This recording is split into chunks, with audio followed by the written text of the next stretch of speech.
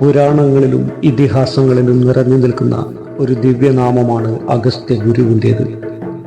അജ്ഞാനാന്ധകാരത്തിൽ അറിവിൻ്റെ വെളിച്ചം പകർന്ന് പ്രപഞ്ചത്തിന് നന്മയുടെ വഴി കാണിക്കുക എന്നതാണ് അഗസ്ത്യരുടെ ധർമ്മം. പ്രിയപ്പെട്ടവരെ, നമുക്ക് കണ്ണൂർ ജില്ലയിലെ പുല്ലൂപ്പി കടവിലെ അഗസ്ത്യ മഹാദേവ ക്ഷേത്രത്തിലേക്ക് സഞ്ചരിക്കാം. പുഴയാൽ ചുറ്റിപ്പെട്ട ചെറിയ തുരുത്ത്, 13 പ്രതിഷ്ഠകൾ,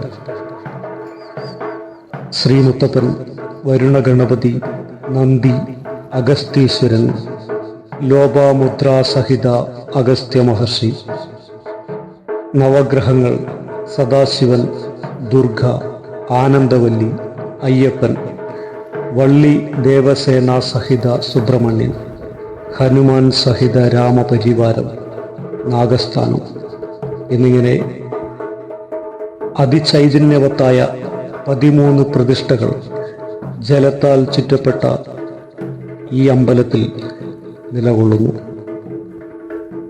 കണ്ണൂർ ജില്ലയിലെ പുല്ലൂപ്പി കടവിൽ ഇന്ന് നിലകൊള്ളുന്ന അഗസ്ത്യ മഹാക്ഷേത്രത്തിൻ്റെ ഐതിഹ്യം ഇങ്ങനെയാണ്.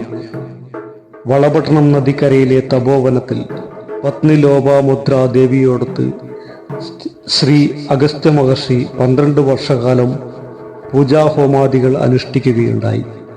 പ്രാർത്ഥനകളുടെ ഫലമായി അവിടം ദൈവചൈതന്യം നിറഞ്ഞു. അഗസ്ത്യരും പത്നിയും അവിടം വിട്ടുപോയി. ആ ദൈവചൈതന്യം അവിടെ ഇന്നും നിലകൊള്ളുന്നു. പ്രളയാനന്തരം ആ ക്ഷേത്രം നശിച്ചുപോയിരുന്നു. കാലങ്ങൾക്ക് ശേഷം അവിടെയുള്ള ഒരു മുക്കുവന് കഠിനമായ വയറുവേദന അനുഭവപ്പെടുകയും സകല ദൈവങ്ങളെയും വിളിച്ച് പ്രാർത്ഥിക്കുകയും ചെയ്തു.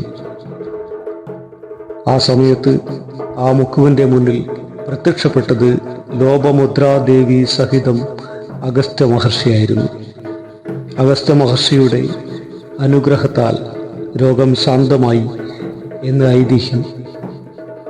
പിന്നീട് കുറച്ചു കാലം കഴിഞ്ഞതിനു ശേഷം ഒരു ദിവസം ആ മുക്കുവന് ആ പ്രദേശത്ത് അഗസ്ത്യരാൽ ആരാധിച്ചിരുന്ന പുരാണ ക്ഷേത്രം നിലനിന്നിരുന്നു എന്ന സ്വപ്ന ദർശനമുണ്ടാവുകയും ആ മുക്കുവൻ ഭക്ത്യാദരവോടുകൂടി അവിടെ കളിമണ്ണുകൊണ്ട് ശിവലിംഗം നിർമ്മിച്ച് ആരാധന നടത്തുകയും ചെയ്തു.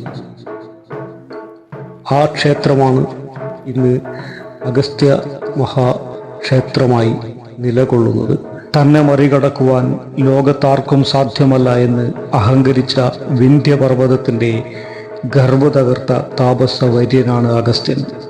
ക്ഷിപ്രകോപത്തിൻ്റെ കഥകളാലും ഉഗ്രശാപത്തിൻ്റെ കഥകളാലും പ്രശസ്തനായ ഋഷിവര്യനാണ് അഗസ്ത്യ മഹർഷി.